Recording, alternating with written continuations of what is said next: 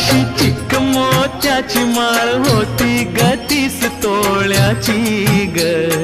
चिक मोत्याची माळ होती ग 30 तोळ्याची ग. जसा गणपतीचा गोंडा चौरंगी लाल बावटा ग. गणपतीचा गोंडा चौरंगी लाल बावटा ग.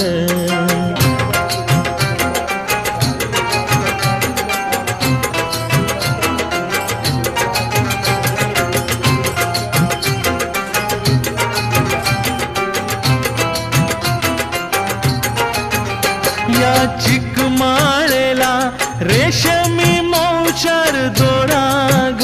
या चिकमाळेला रेशमी मौचार दोराग. मऊ रेशमाच्या दोऱ्यात नवरंगी माळ ओविली.